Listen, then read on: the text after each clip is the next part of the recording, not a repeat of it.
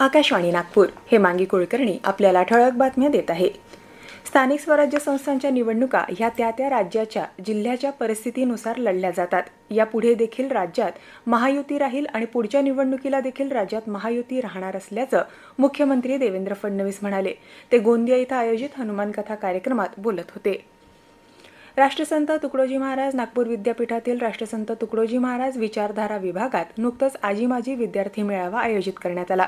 यावेळी राष्ट्रसंत तुकडोजी महाराजांच्या विचारांची गरज या विषयावर मुक्त चर्चा झाली।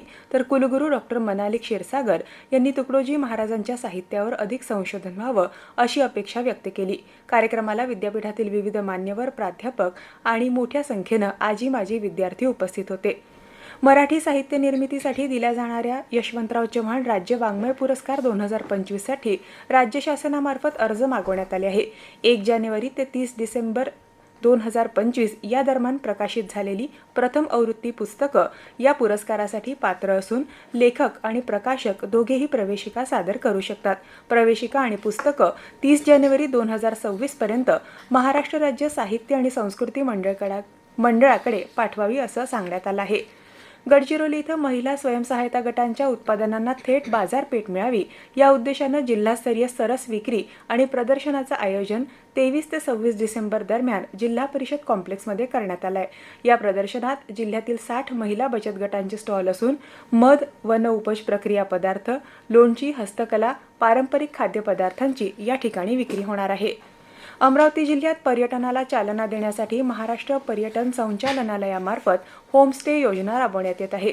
या योजनेत स्थानिक नागरिकांना त्यांच्या घरातील उपलब्ध खोल्या पर्यटकांच्या निवासासाठी देण्याची संधी मिळणार असून नोंदणीकृत होमस्टेना शासनामार्फत मार्गदर्शन आणि प्रसिद्धीचा लाभ दिला जाणार आहे।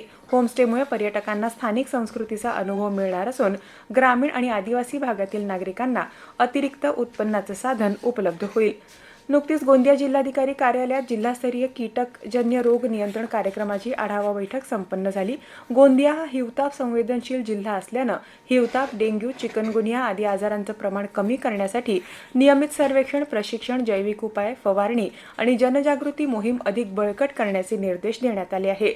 राज्यातील 4.48 लाख लघु आणि मध्यम उच्चदाब औद्योगिक वीज ग्राहकांना तत्पर आणि पारदर्शक सेवा देण्यासाठी महावितरणचं ऑनलाईन स्वागत पोर्टल प्रभावी ठरत आहे। या पोर्टलमुळे वीज भार वाढ, नवीन जोडणी, बिलिंग आणि तक्रारींचं जलद निराकरण शक्य झालंय। याबरोबरच हे ठळक बातमीपत्र संपलं। यापुढील ठळक बातमीपत्र 8:42 ऐकता येईल। नमस्कार।